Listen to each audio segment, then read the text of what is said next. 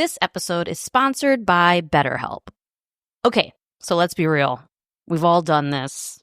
You're venting about life, and instead of talking to an actual therapist, you're unloading on your barista or your hairdresser or your bartender. When I was a bartender, that happened to me all the time. People told me everything. And while those conversations can be fun, let's face it, not everyone is the one to give you advice about relationships, anxiety, or depression.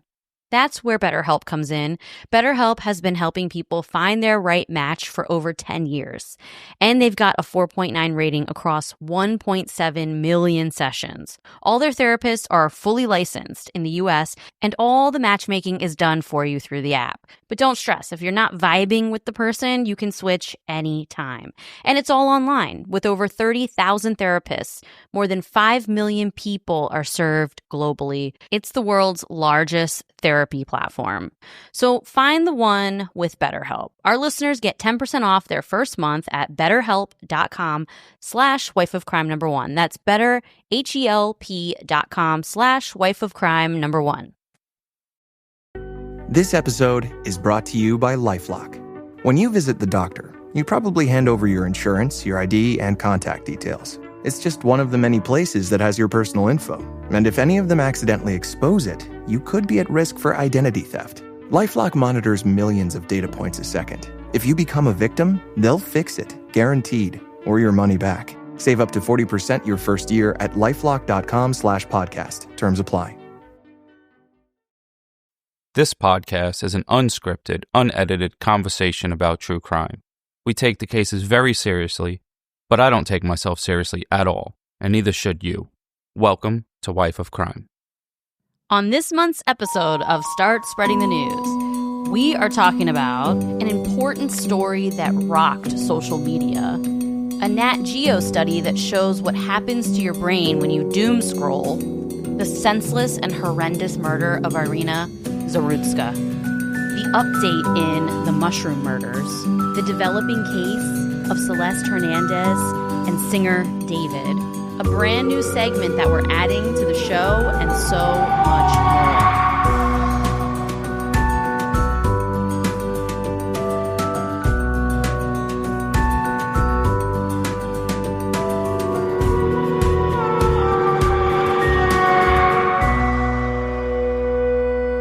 Hello, everyone. Welcome back to Wife of Crime. This is our monthly news episode called Start Spreading the News. What's up, folks? It's your boy Russ, a.k.a. Rose Russ. Rose Russ. Yeah, I got the rose today. Yeah. That rhymed unintentionally. You're very fancy. Yeah, well, I don't really have the stuff I'd prefer to drink, so everyone knows when you run out of drinks in your house, you just look to see what you got. Yeah, we had a bottle of rose. We did. Which I probably would never buy on my own. Well, I'm drinking Dogfish Head pumpkin ale because I'm a basic bitch pumpkin girl in the fall. I cannot disagree. I love pumpkin spice everything. We're back for another Start Spreading the News. This month, oh my God, the amount of news. It's kind of insane how much has been going on. There's always the same amount of news. It's unlimited. It's just that it's a lot of polarizing news going around. A lot of shit going on this month. And, you know, I just want to say up front that everything that's been going on is crazy. It's been dominating social media. And a really important story that we really need to talk about is the fact that in mid-September, McDonald's app glitched and showed that every location nationwide had a working ice cream machine. Which everyone knows is a lie. And this went on for 24 hours. And people rushed out, apparently, thinking that, you know, the curse of the ice cream machine was broken. So they all went to get McFlurries. I don't believe that part. Nobody rushed out because the ice cream was there. No? No way. Well, that's what the article I have said. No, they're trying to be, I don't know, headline grabbing or something. Yeah. Well, you think it was like clickbait. Yeah, it was a little clickbaity, but... Well, the app said that all the ice cream machines were working, which we know is completely false. It's fake news. You know, I never really had problems with ice cream machines. They work in most of the times the ones I went to. Really? And my problem now is when you get a McFlurry, Mm-hmm. they don't stir it no more with the machine. They don't. They just throw the shit on top. It's not a McFlurry then. And then you just have all the stuff on top, and then the ice cream is at the bottom, and it's just vanilla soft serve. So the top is delicious. The bottom is, You have to like throw half the thing away. Nobody throws away the ice cream, Jess. Just saying. Where were you raised? With a silver spoonful of ice cream? No. But yeah, so it caused a whole thing on X. People were tweeting McFlurry Day of Lies was one of the tweets. I like that. Do they call it now, since it's X, instead of saying I was tweeting or whatever, they say I was Xing? I don't know. I'm not on it. Yeah, we're not good at that. I know people who are like on it like chronically. Yeah. And I'm not. I never get on there. I didn't get on there when it was Twitter either, though. Me neither. I just never, I never was a fan. Kind of like Threads. First of all, it's the same thing. It is the same thing. I can't think of clever things to tweet or thread all the time. I have enough social media. I'm not longing for another way to talk to people that I don't really want to talk to. I know. But you know what? I would think that you'd be good at Threads because you're good with like one-liners. Possibly, but catch me on Instagram. I feel like you're good at it in the conversation, but I don't know if you can just like think of it off the top of your head. If I want to, I probably could. Some people on Threads are very clever. Some of them are really funny, like one-liners. They're probably using ChatGPT. Maybe. Ain't nobody funny no more. Maybe they are using ChatGPT. That's actually a good idea. So yeah, that was a huge controversy with McDonald's. It was a big deal. I heard that it was such a big controversy that the president's going to step in and do what's that stuff? A mandate? What do they call it? An executive order on the ice cream machines. Okay. He's going to do one. Let's see how that goes. Yep. I hit him up and I was like, yo, me and you's favorite restaurant is McDonald's. We know this, bruh. Oh, yeah. He loves McDonald's, too. Me, too. I am presidential. So you can call me Russ, a.k.a. the Big Mac. That's something that it's like probably the only thing you and Donald Trump have in common is that your love for McDonald's is real. And the other thing you guys have in common is you can't pronounce the word acetaminophen. Yeah, you know what's crazy, guys? So it really all came to a light. I was thinking about Dave, hashtag fuck Dave, hashtag stinky Dave. Dave is his brother. He did hit me up and say, Russ, stop telling people I'm stinky. He was pissed. But I was talking to my mom and I found out she was taking a lot of Tylenol. Wow. Well, before he was born. When she was pregnant. Yeah, so that's why, he is the way he is. It ain't his fault he stinks, folks. It's the Tylenol. You're an idiot. He literally put that in a group chat with his family, by the way. Oh, yeah, I text them. Just to troll Dave, because he loves to troll Dave. I definitely text them, like, do you think there's a chance Mom took a lot of Tylenol when she was pregnant with Dave? And I put my sister and my mom in it and Dave. Well, social media has been pretty disgusting the last couple weeks. And National Geographic actually... I love Nat Geo. Me too. I love Nat Geo. So they did a study on the brain and what happens to the brain and your nervous system when you are doom scrolling and watching negative news all the time on social media. I found this really interesting because I think the brain is so fascinating. So whenever you're reading like really disturbing news or doom scrolling or like just reading constant negativity, your amygdala, which is your fear center, which we know that Russ's amygdala is very tiny because he doesn't fear anything.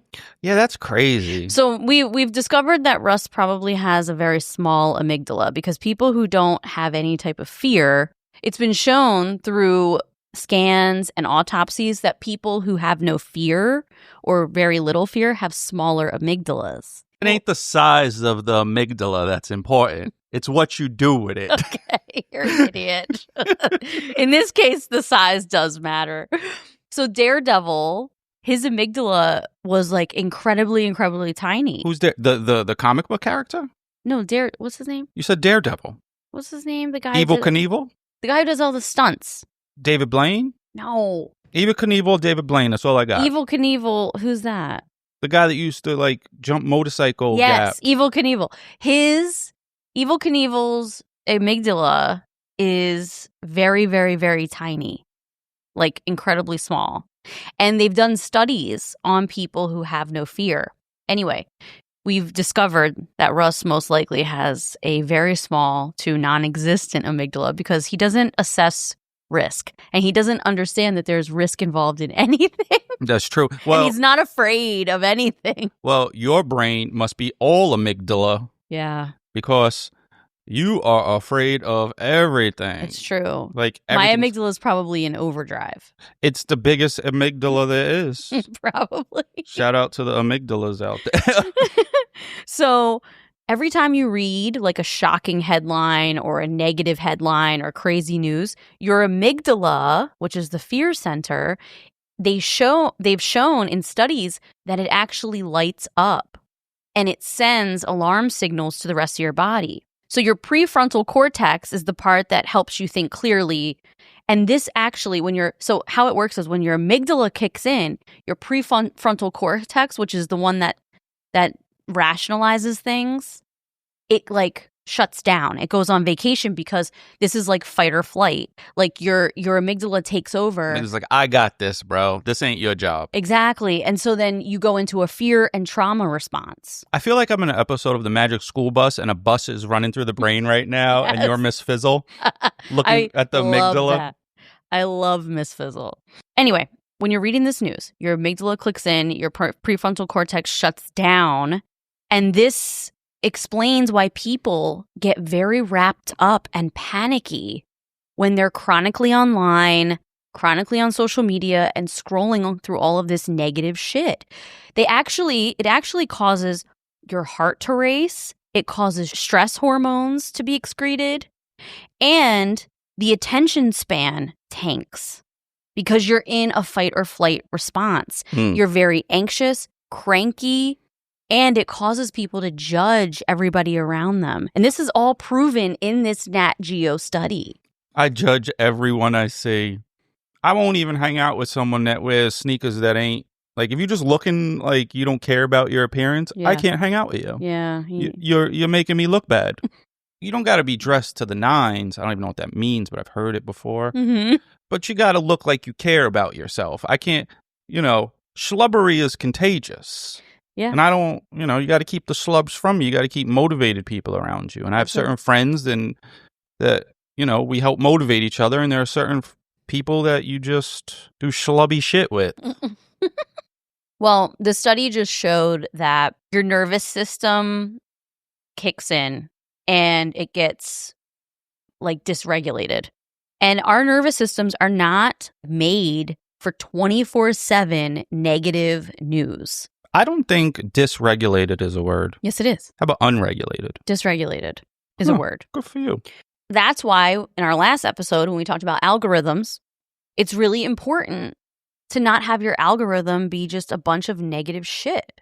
And I'm guilty of it. I'm 100% guilty of it because Number one. My algorithm, if I'm not careful, can become very negative because of politics and all kinds of things like that. Like I fall down these rabbit holes. Oh, mine is pretty good still. Today, I had a nice video yesterday I sent to Jess of a baby hippopotamus that doesn't want to leave the water. Yeah. So he dead weights like a bulldog when we try to move them. He just plops. So look that up, the baby hippopotamus in the water. It's so cute. It is really cute. It looks exactly like Tyson. So I sent it to Jess at work and I'm like, my algorithm is so much happier than yours. Like, I didn't look at no political stuff. I just don't. I understand it, so I don't have to hear it over and over and over. And everyone's angle of how they think about it or how they can get you triggered to get you mad. Yeah. So, like with the whole Charlie Kirk thing, Yeah. It's triggering a lot of people. Mm-hmm. So, like, I know what happens and I don't need to keep reading about it. Yeah. It's dividing families. It is. Politics is dividing families, and we all loved each other more when you spoke less. True, and everyone didn't know everybody's opinion about everything. Yeah, we didn't realize how stupid our family was. We didn't realize how stupid everyone around us was. Yeah, but then they didn't realize how stupid they think you are. It's true. Yeah. Everyone thinks everyone is stupid. Well, the moral of the story is they did this study about the brain. It actually does activate parts of the brain. And this is real science. This isn't just like some woo-woo made-up stuff. It actually affects our nervous system. Woo-woo? So the answer... Wait, that's it's a clown posse. Woo-woo. And then they show each other their buttholes. That's a real thing. It's so weird. But the moral of the story is watch more animal videos. Animals and funny stuff. Like, just reset your algorithm and watch crackheads, pimple popping, animals. What else? That's good? my main shit right now. Yeah. The breastfeeding videos were by accident. You didn't mean that. I know. And then I saw a nice boob the other day, but there was a kid attached to it again. You're an idiot, Russ. I cannot with you. You're so stupid. Speaking of boobs. Oh, okay. Speaking of boobs. Which we're all a fan of. Men and women, I feel like, are fans of boobs. Yeah, I think everybody kind of likes boobs. I mean, boobs are pretty universal. I think we could all come together as a society with, you know, a love of boobs. Yeah, they're squishy. So speaking of boobs, there was a Maryland man. He told his friend he had a woman for him to meet. Mm-hmm. So he set up the meeting. The woman turned out to be himself dressed up as a woman. It was him dressed as a woman? It was him. Oh, God. Yeah. He allegedly tried to trick his friend into an intimate situation. First of all... Wait, so this wasn't a joke? No, he was dead serious. And this was in Baltimore. I saw the video. Really? Yeah. It was here? Yeah. The exact charges can range from assault, fraud, or harassment, depending on what went down. And we don't have all the details. So he's going to get charged for that? For dressing up as a woman and meeting up with his friend? Well, I'm not sure if the friend beat him up or the other friend beat him up. Oh, okay. You know what I mean? Because they're both men. They both could fight. Yeah. Probably. Well, not everyone could fight, but they both are strongish. Yeah. So his friend reportedly felt humiliated and betrayed, leading to the police involvement. Wow. No, that's really crazy. Imagine your friend is like, bro, I got this girl for you. Yo, what if he's like... I'm going to hook you up. What if he's like, yo, I got this girl and she got the fatty. And he come and he meets you with his cheeks out like Shanae. Like, I'm a lady.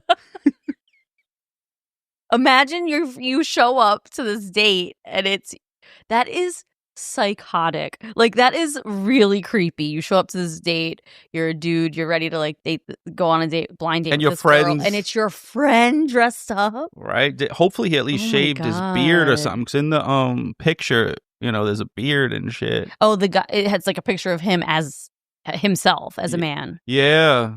So wild. I don't, shout out to the bearded ladies out there, but I'm not sure if anyone really loves bearded ladies. If they're not in the circus. Hey, just shave them whiskers, gals. There's an ass for every seat, Russ, so you never know. I have an update from a case that we did a couple of weeks ago, the mushroom murders. Oh, yeah, the Australia mushroom murders. Yeah, so Erin the Toad Patterson was sentenced. She got life without parole for 33 years. So that means she won't be eligible for parole until she is 82 years old. So if you didn't listen to our episode from a couple weeks ago about the mushroom murders, Erin Patterson, she took death cap mushrooms and she poisoned 4 members of her ex-husband's family. And 3 of them died. One of them almost died, but ended up surviving. I mean, it was like, a case that rocked Australia. It was all over the news in Australia. It was down under. It was a huge, huge deal. Our episode was really good about it. I loved writing that episode. I got a lot of good feedback from our Australian listeners because we have a lot of Aussie listeners. We got like 100 messages saying, crikey. They all reminded us that they actually don't say crikey. No, but they did not, because there were some that say they do use it, and there were some, I guess these are the hipsters. They stopped using it. Oh, it's not cool anymore. I don't know, but some was like, no, I use it once in a blue. But some people like, never. Yeah. So the episode was really good. Go check it out if you haven't listened. But anyway, she poisoned her ex-husband's family with death cap mushrooms because she baked it into beef Wellington. Which sucks. I hate beef Wellington. He hates beef Wellington. Why are you putting my steak into bread? We had it for our 10-year anniversary and dinner. And it was $5 billion. It was probably the most expensive and fanciest restaurant you and I have ever been to. It was in Vegas. It was nice, though. It was so nice. What was it called? It was, I can't remember off the top of my head now. It had like live entertainment, like an old school club where like the girls would be singing. Yeah, it was like a jazz singer. It was very 1940s vibes. Yeah. Don't get the beef Wellington because they're going to wrap your steak in bread. Yeah, so Russ hates it. But anyway, so she won't be eligible for parole until she is 82 years old. And you know what?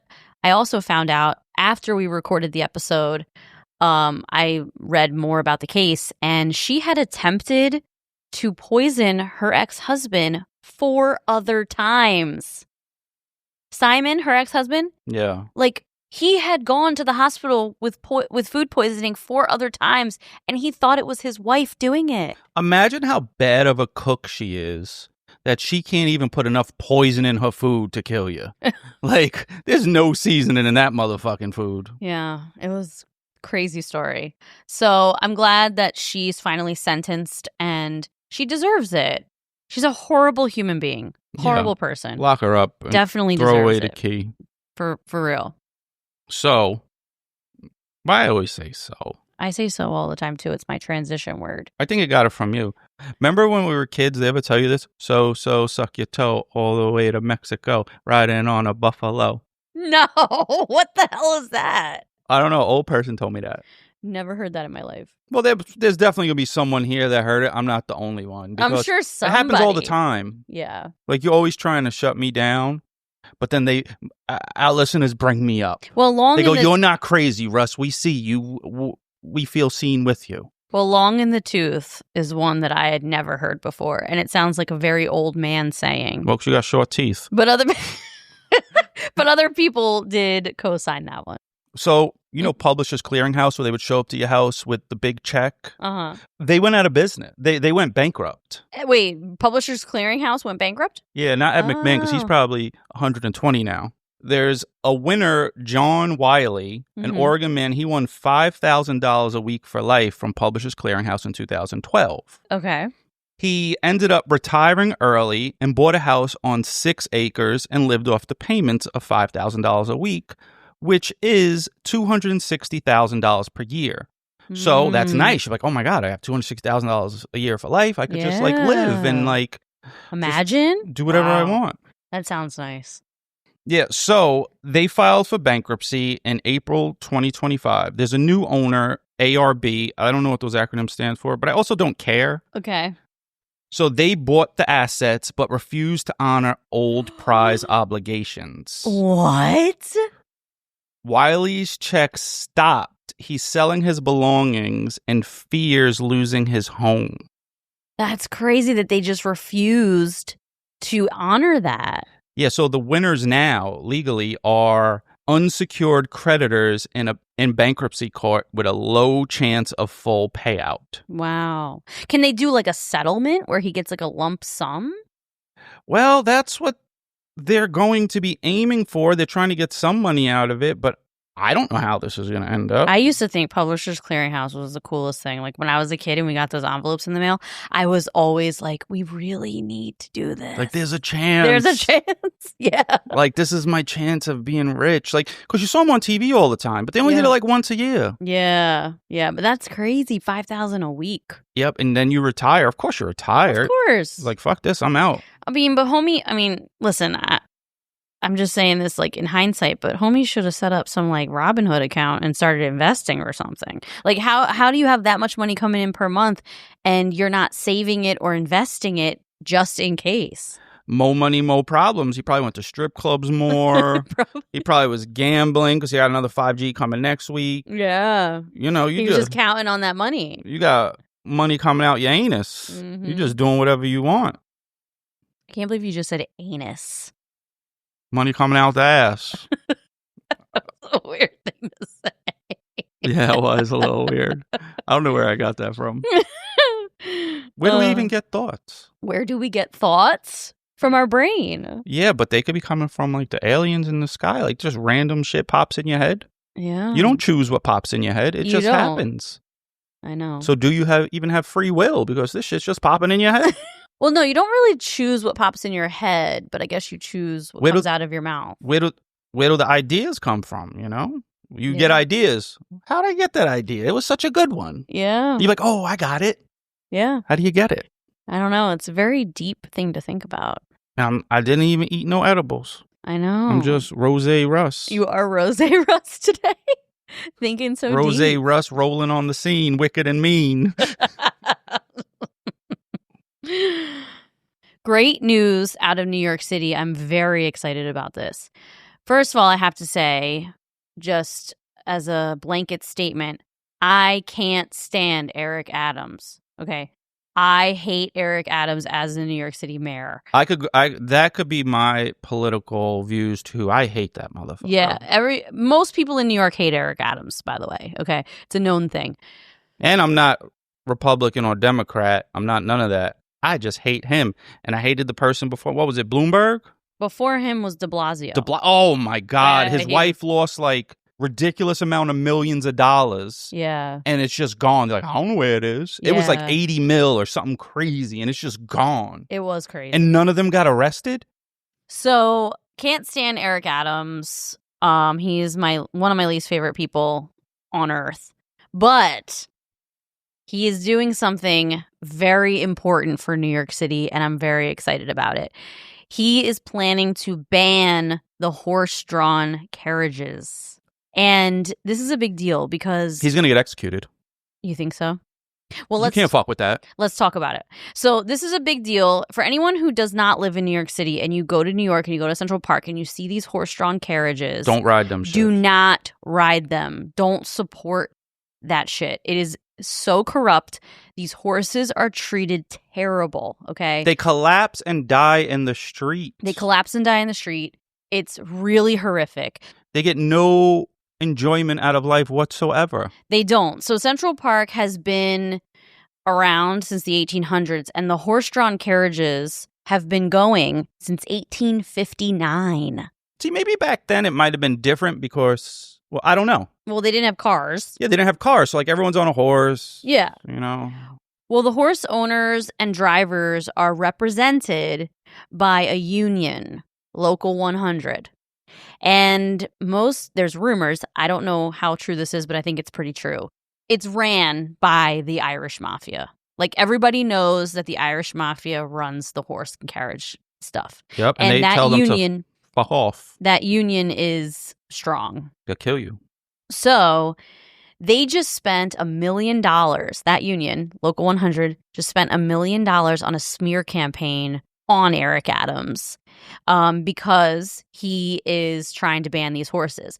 But now, the mayoral election is coming up soon, and all the candidates for the mayoral election, all of them want to ban this. Thank God. I can't Republican and Democrat, the progressive guy, everybody wants to ban this. See, there's a lot of subjects like this in politics that I'm like, wait, does anyone have different opinions? Yeah. Like, get these horses out of fucking New York City being tortured on the concrete all day. It's so true.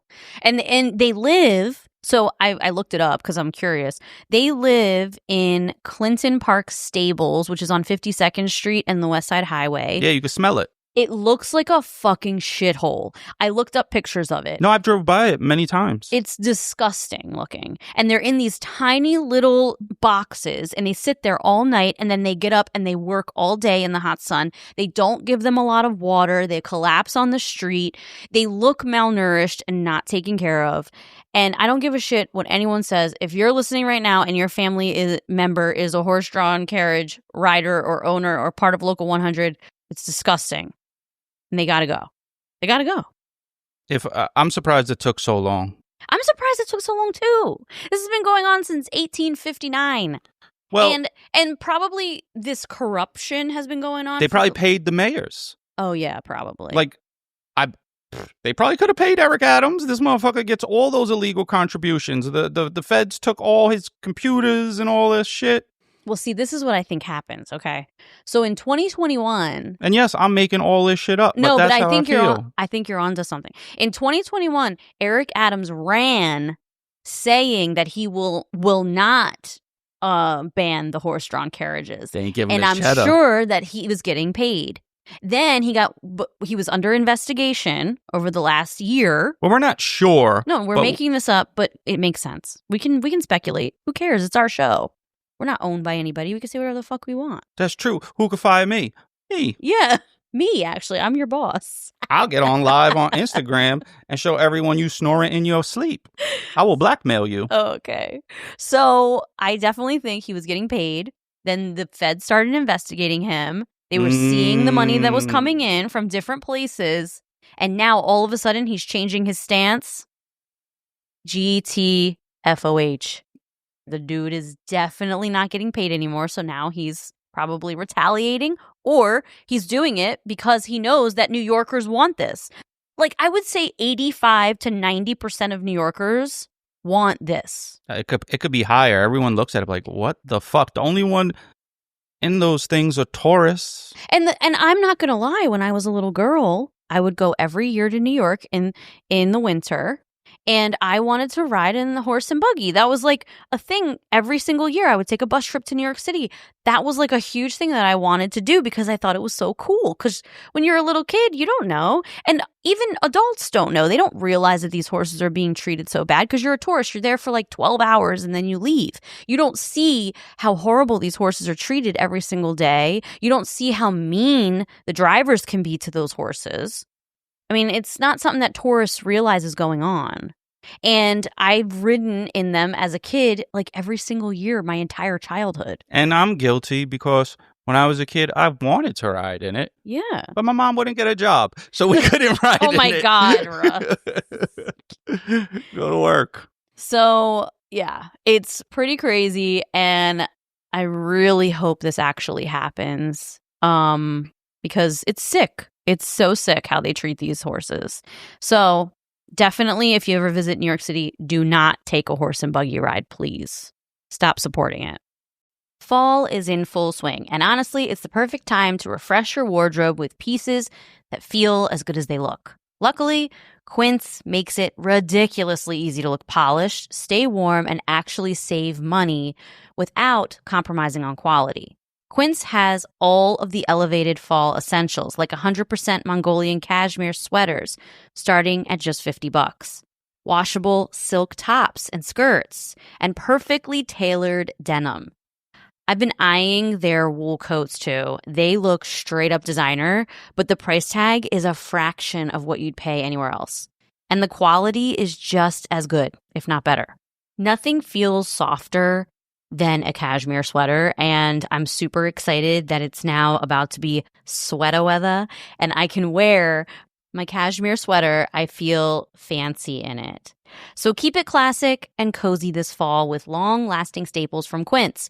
Go to quince.com/wifeofcrime for free shipping on your order and 365-day returns. That's QUINCE.com/wifeofcrime, quince.com/wifeofcrime. What up, y'all? It's Joe Budden, here to talk about Prize Picks. Prize Picks is the best place to win real money while watching football. You can get up to 100 times your money. Prize Picks will give you $50 instantly when you play your first $5 lineup. You don't even need to win to receive the $50 bonus. It's guaranteed. Just download the Prize Picks app and use code SPOTIFY. That's code SPOTIFY on Prize Picks to get $50 instantly when you play a $5 lineup. Prize Picks. Run your game. Must be present in certain states. Visit prizepicks.com for restrictions and details.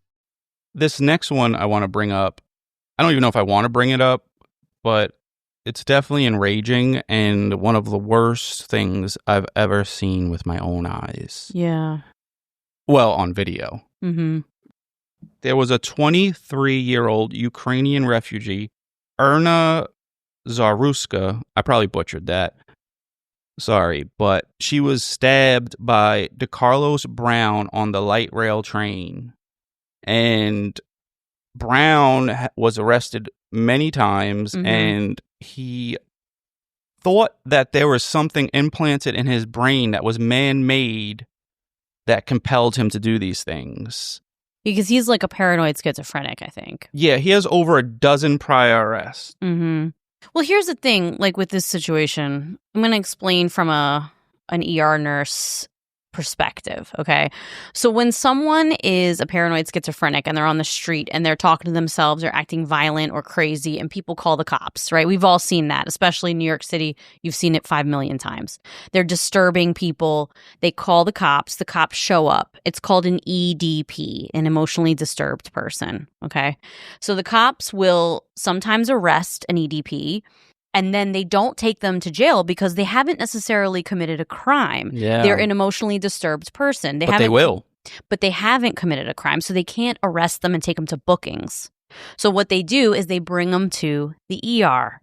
My ER in particular had a locked down ER psych unit, and it was for people having an acute psychiatric situation like this. So most likely, he'd been arrested 12 times because he was probably an EDP.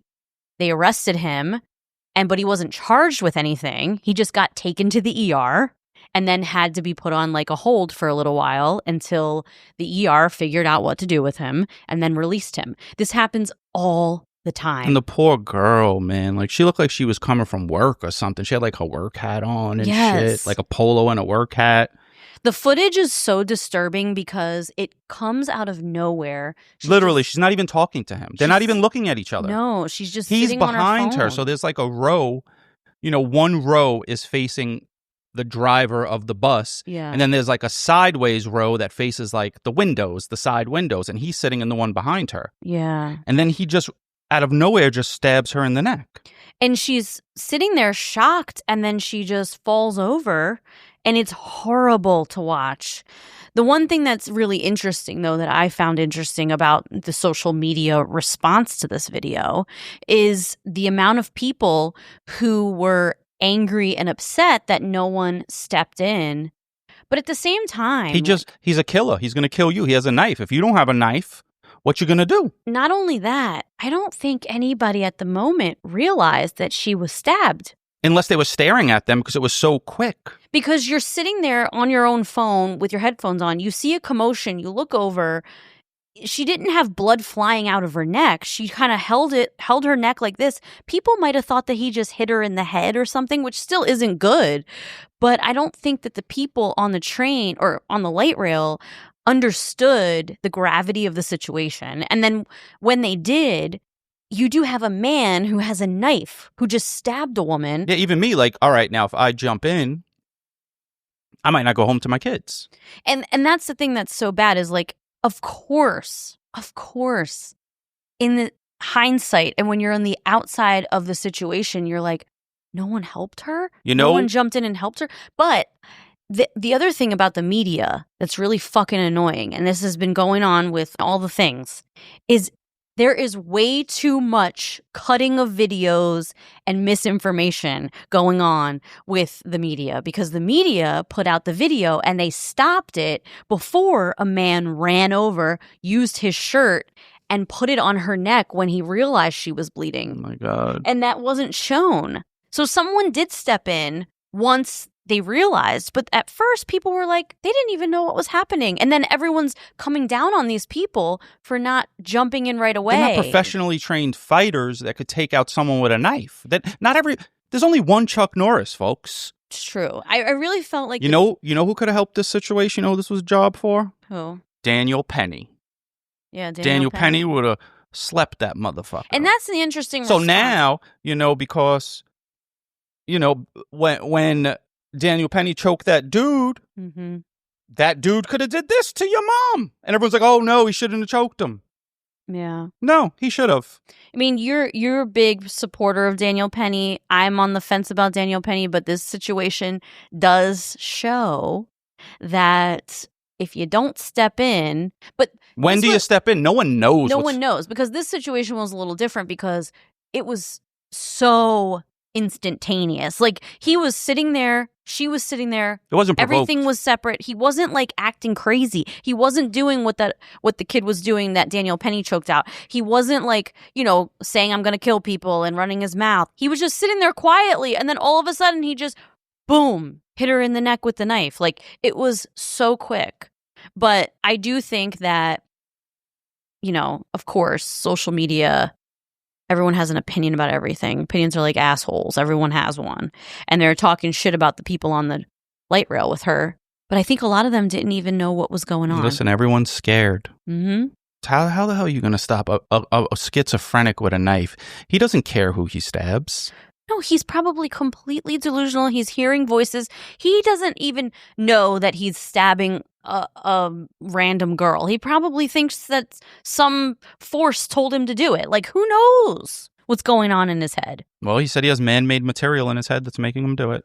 Exactly. So, yeah, that whole story was very anger-inducing to watch. It broke my heart to Yes. watch this poor girl who was just coming from work, and no one wants to go to or from work. The whole thing was such a shame. Like, she's so innocent. And I heard that she loved America so much, and to the point that her Ukrainian family buried her here. Wow. Instead of home in Ukraine. They buried her here because they knew how much she loved being here. So sad. Yeah, that one breaks my heart. We had a message from one of our listeners. So they wanted us to talk about this case on Start Spreading the News because her and her husband were debating. Her husband was saying that he would have jumped in. And she was saying... Well, maybe he's a good fighter. Is he? Maybe he's a well-trained fighter, or maybe he has pepper spray or a gun. Fighting someone with a knife is crazy. You have a better chance of wrestling a gun away from someone or something. Or I don't know if he said he would fight the dude, but I think he said he would have stepped in and helped her. She was saying, like, I would have done what the people on the train did, or on the light rail did, because... Scared to death. You're scared. Yeah. Literally to death, because this dude is killing people. And my first reaction, and I'm not even going to lie, like when I first saw the video before really thinking through it, and I watched her sit there and grab her neck and then kind of start to like fall over, I thought to myself, oh my God, like none of these people are going to jump in and go run over to her. And like in my mind, that was very frustrating. But then I thought, I don't even think they realize what's happening to her right now. But it's not that anyone was expecting them to fight this guy. They were just expecting them to run over and help her. Yeah, but now if you run over to her, depending on where this guy is, that means you have your back to a guy while you're helping her that is actively stabbing people. Well, the guy, like I said, there was a man who did run over to her. That story was devastating, and I feel so bad for her. Another story that's gotten a lot of attention that is kind of going crazy in the news and social media is about that rapper, singer, David. Oh, it's all over. So on September 8th, the body of a teenage girl was found in an impounded Tesla, and the Tesla was registered to David Anthony Burke, a.k.a. David, and he's like a music artist in L.A. I had never heard of him, to be honest. Me neither. I only know hashtag fuck Dave. Yeah, I never heard of David or any of his songs. But apparently he started as a streamer on YouTube. And the way that his whole music career got started was he was streaming Fortnite and like Roblox. Is it Roblox? Yeah. That's for little kids. Well, he was streaming it on YouTube and he kept getting hit with copyright lawsuits from using other people's music. So his mom jokingly was like, you should just make your own music to put in the background. And so he started doing that on his iPhone. Yeah, he didn't even love making music. It just happened for him to like get recognition. Yeah. And so then he started making music on his iPhone. And then like that's how his music career started. And then it just like evolved over the last few years. And he got really popular because of a song called Romantic Homicide, which is crazy. The song is called Romantic Homicide, and it got famous on TikTok. It was like used in a bunch of TikToks, just like a clip of it, like a lot of songs are. So On September 16th, the medical examiner confirmed that it was the body of a 15-year-old girl named Celeste Rivas Hernandez. And she was reported missing from her home over a year before when she was only 13. Damn, a year? I didn't know she was away from home for that long. Yeah, she's been missing for a year. How old is David? He is 20 or 21. Fucking pervert. So Celeste's body was discovered in the front trunk of the Tesla, and it was dismembered. Oh, so he cut it up? Yes, that's really sad. Yeah, that is. Her body has been there a long time, apparently, because she was like decomposing. I think it was the smell was coming out of the car, and that's why they opened it. Yeah. So at first, nobody suspected him, though, because this was registered to him, but he hadn't used it in a very long time. And he was like on tour, and it hadn't been in his possession in a while. So they didn't suspect him at first. But then it turns out that the story keeps developing, and the two of them knew each other. And Celeste actually had a tattoo on her finger, on the inside of her middle finger, that said shh, ... SHHH ... And he has the exact same tattoo on the same hand, on the same finger. And there's been multiple photos that have now resurfaced of them together. And there's lyrics about her talking about like her age and stuff like that he shouldn't be with her. So, I'm paraphrasing, but there's stuff alluding to that. Well, there's also a whole thing came out now, and like this is developing. So he's actually out. Like, he's not arrested as of a couple days ago when I last looked. Yeah, he's not arrested. And he's tweeting. Mm-hmm. He still was trying to go on his tour, but the place canceled his shows. Yeah, his tour's been canceled. But he was still trying to go. It's not canceled because he wanted it to be canceled. Yeah. He's also streaming still, like as of last night. Wow. He's not arrested. And the crazy thing is, so yes, it's apparent that they knew each other and they were connected. They were boyfriend-girlfriend. But there is another Celeste. There are two Celestes. One was a minor, which was Celeste Hernandez. There's another Celeste who is not a minor. She's like 20 or 21. She's above 18. And they were apparently in this love triangle. Wow. And not everybody... Like Neo. Like Neo. Shout out to Neo, bro. You're cleaning up. He got 4 chicks. One of them is my high school friend. That is so crazy. It's kind of crazy because I follow her on Instagram, and then all of a sudden I saw that her and Neo were in a relationship. And then I saw that Neo's in a polyamorous relationship, and then I realized she's one of the girls, and I've known her my entire life. That's wild. So funny. Anyway. Hey, man. If Neo's taking care of her and she ain't got to go to work. Yeah, she doesn't. I mean, she's living the life of luxury. You just got to freak off every now and then with some baby oil. But at least he's open and honest about it. He ain't like Puff. Oh, yeah, he's open. I mean, they're like sister wives. There's like literally, I think at this point, there's 3 of them. But how do you satisfy 4 women? For any man, 1 is hard to satisfy. They're never happy. No matter what you do, it's not good enough. So maybe he has the other sister wives pick up where he left off. Like, all right, I can't take care of her for me. Yeah, maybe. I need someone to take care of you. Oh, stop it. Back to this other story. But can you just take her to the store or something? Get her ice cream. Back to this other story. David had these 2 girls, Celeste Hernandez, that was found dismembered in the Tesla, and the other girl, Celeste. And the other girl, Celeste, goes by Cece. This is according to friends of friends. Okay, people who are friends with David. This is according to them and their friends. And they've posted it on TikTok as of like 15 hours ago. He's going to jail. So this is all developing. I don't know. I just have heard that this is a love triangle gone wrong, but the girl was only 13. I thought she was 15. She was 13 when she went missing. Oh. So she would be 15. It's really, really sad. I've heard things about him grooming her. Like, I don't know the whole... Absolutely. If she's 13 and he kept her around for all these years, like, what else are you doing? I don't know the whole story of their relationship, how they met, all that stuff. I found it really crazy that his, like, hit song was called Romantic Homicide. That's wild.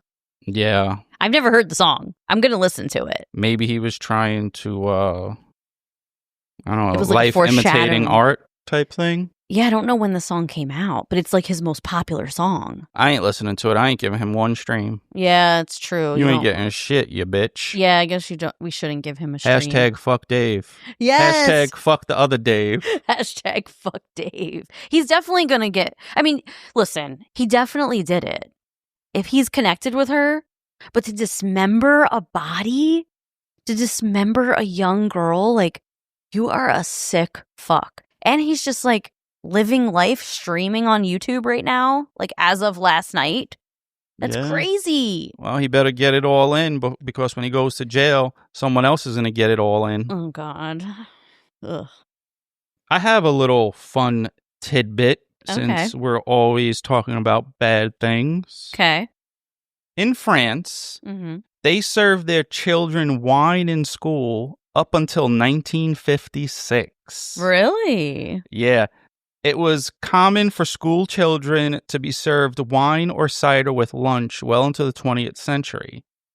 At the time, wine was considered a normal, even healthy part of daily life. Water wasn't always clean, and wine was thought to build strength. I am as strong as Popeye, obviously. So the policy for the wine in school was children under 14 could be given watered-down wine, beer, or cider in school cafeterias. Wow. In 1956, the French government officially banned alcohol in school meals. The rule tightened further in the 1980s and 90s, eventually banning even low alcohol drinks like beer. So these kids were drinking beer in school. Ain't that crazy. Bad? Yeah, and the kids in America are getting chocolate milk, and in France they're getting a Chardonnay or Merlot. Was it white? Was it red? Do you get to choose? Do you put ice in it? I mean, honestly, it probably kept them calm. But then imagine, after lunch, you go play some drunk dodgeball and shit. It don't sound so bad after all. Yeah, you would have loved going to school if that was the case. Yeah, this is all right. Just, I'm in France. I'm drinking wine. All I got to do is get these girls to shave their underarms, and we doing good. That's funny. It's interesting, different cultures, what's culturally acceptable other places. You know what I mean? Yeah. But wine is a huge part of French culture, so it's really funny. Yeah, hey, whatever you got to do to shut them brats up, man. Listen, Jesus turned water into wine. Yep. He drank wine all the time. Well, I don't know if it's true, that it was harder to get clean water back then than it was actually to get wine or beer. Yeah. So that's what they were drinking. But doesn't it dehydrate you? So it's not, I don't know. I mean, it's not healthy, but people lived until they were 40 max. So true. I mean, people didn't live long back in the day. I mean, look at the Vikings. They drank mead all the time, probably for the same reason. There wasn't a lot of clean water, so they just drank mead. Isn't mead beer? Yeah. Speaking of alcohol, I saw a crazy story about this nurse in Kentucky. So the hospital is right next door to a distillery, and they make moonshine out of fermented peaches. So there was all they were outside. I guess people were walking outside of the hospital, and a bunch of nurses heard this ruckus in a dumpster, and they opened it up, and there was a mom raccoon with her babies, and the babies were all messed up because they were eating the fermented peaches. They were they were all drunk? They were all, yeah, but then one of them got alcohol poisoning. Oh, shit. So one of the nurses grabbed the baby raccoon and gave it CPR. Whoa. And it lived. I want that raccoon. It died. She gave it CPR and it came back. He went to the light. He coded and she brought him back. And that's a true story. So I thought that story was crazy. I decided that I want to do a new segment during Start Spreading the News called The Petty Report. I love pettiness. Because you love pettiness. You're very petty. Yeah. We love petty people. And I think it would be really fun every month to try to find a super petty article or news story of someone acting petty. So this is the Petty Report.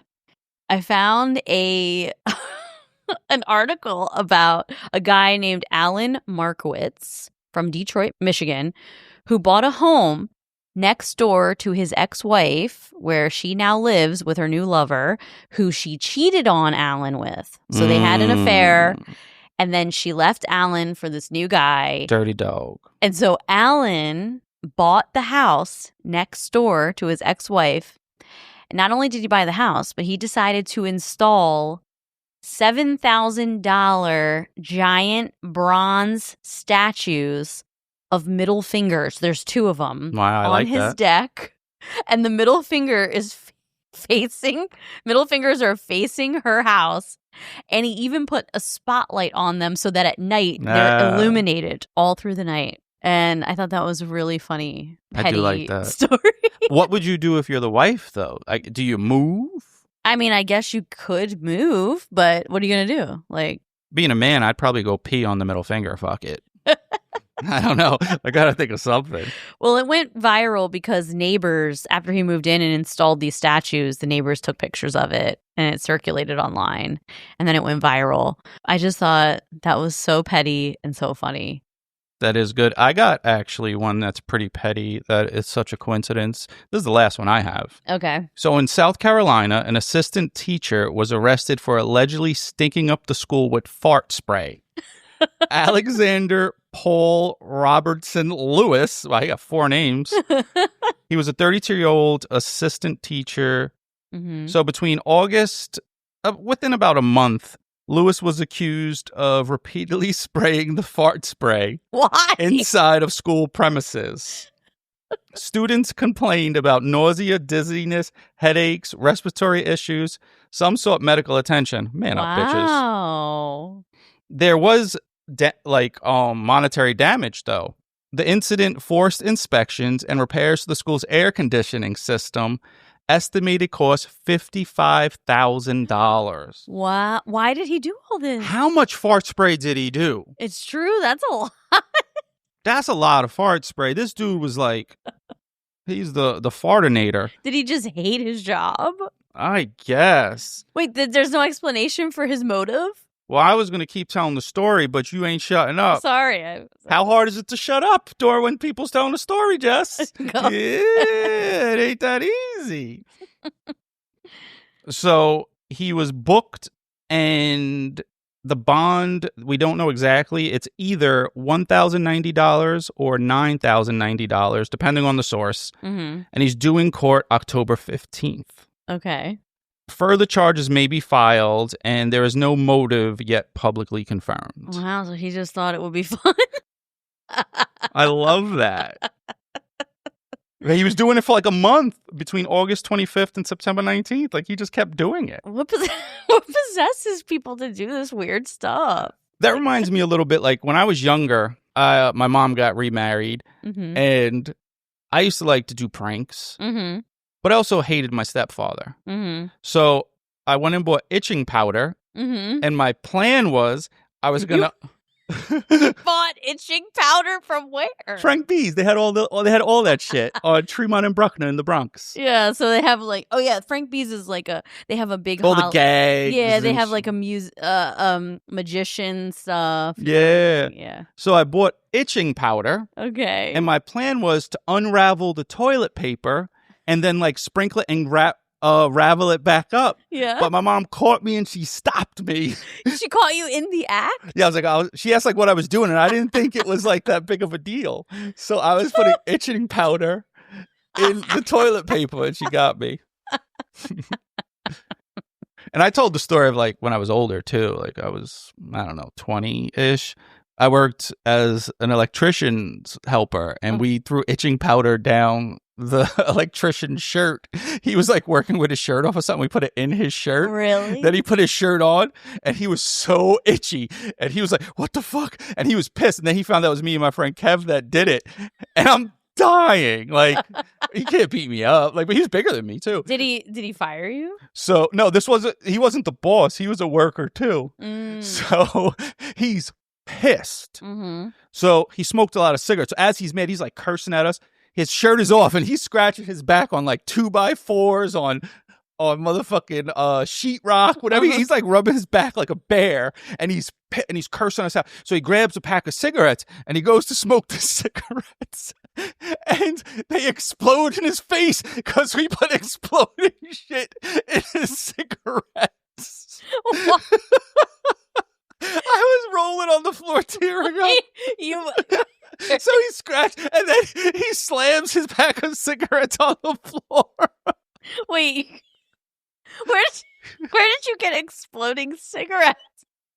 From Frank B's also? Frank B, you just got to take a little bit of the tobacco, and you put, like, I guess it's like a cigarette firecracker, and he did it twice, and they both exploded in his face while he was itchy as fuck scratching his back.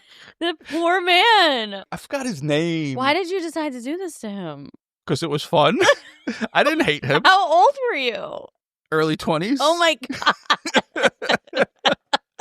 maybe 19, maybe 20. Oh my God. Yeah, it was so good. His name was Scott. Now I remembered his name. Scott? He probably ain't alive no more. That motherfucker was living on the edge every day. He was one of them people, right? He was like a construction worker, made good money. Yeah. And we get paid, I don't know, Thursday, Friday. But come Monday morning, he's broke as a joke every Monday morning. Really? Never had money. Yeah. I've met a bunch of those before. Yeah. Well, I've worked with a bunch, and they ask you to borrow money, like, oh, let me hold $20 or whatever. yeah. I can't believe you did that to him. I thought I told that story. No. I don't think you've ever told me that story. It was just so funny because he was so mad about the itching powder, and the cigarette was like his relief, his calming relief. so funny. So good. I gotta hit Kev up about that. That was so funny. You know he was what's- with me. We both did it. Really? Like one of us got the shirt, one of us like did and we're like dying laughing. We were working, I think, in Harlem, like, I don't know, doing some electric work in a storefront or something. Really? Well, I can't believe I've been with you for 15 years and you haven't pranked me. Hardly. I don't think you've pranked me at all, which I'm pretty surprised about. Please don't do it. But I gotta step my game because up. of how you are as a person. You're incredibly petty. You love to roast people. You like to prank people. You think prank things are so funny. You love impractical jokers. Yeah. I would have thought that you would have pranked me at this point. All right. Well, on that note, we spread some news. Stay itchy.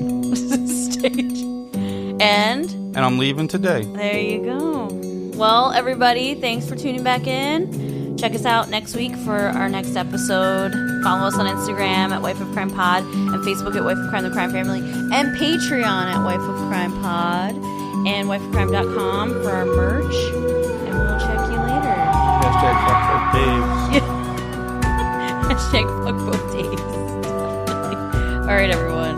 Talk to you later. Bye. Peace.